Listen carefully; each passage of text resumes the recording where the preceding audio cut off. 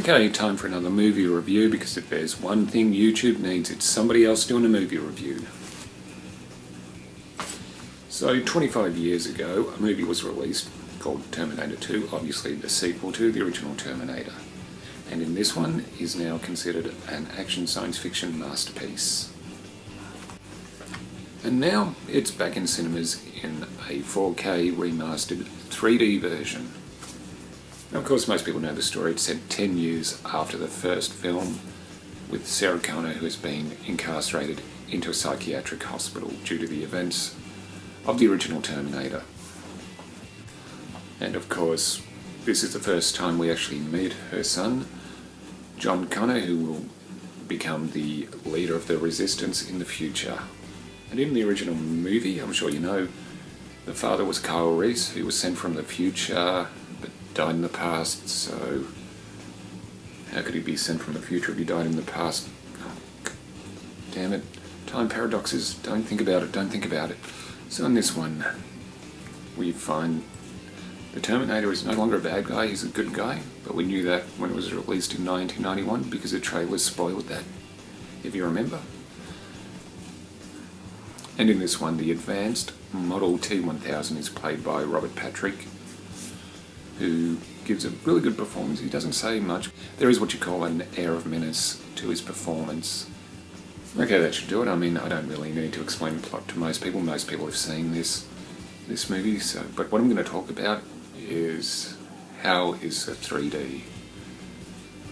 The 3D is actually quite good. There is a sense of depth.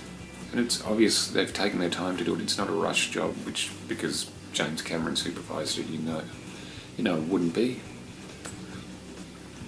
And of course it's been remastered in 4K, so the print looks fantastic. Even with the slight dark tint of the 3D glasses, you can actually see everything that's going on. The standout scenes were, the brief future war scene we have at the beginning, the helicopter truck chase, and the scenes in the refinery. But like I said, there's pretty much depth in every scene, so they've taken their time. It's been remastered well. So I know 3D has kind of starting to fade out. I actually like 3D. I like 3D when it's done well. I don't like rush post-conversion 3D like they used to do a few years back. Clash of the Titans remake, anyone? Of course, some of the special effects have dated. This movie is 25 years old, but some of the practical effects still hold up by the late, great Stan Winston. So the question is it worth it? If you like 3D, yep. If you like Terminator 2, yep. If you don't like either of those things, then why are you going to see it? Look, I'm not going to score it. Most people will know whether they like this movie or not. So it's up to you. But if there's one thing I'm pretty sure we can all agree on, this was the last really good Terminator movie. All the subsequent sequels have never lived up to the first two.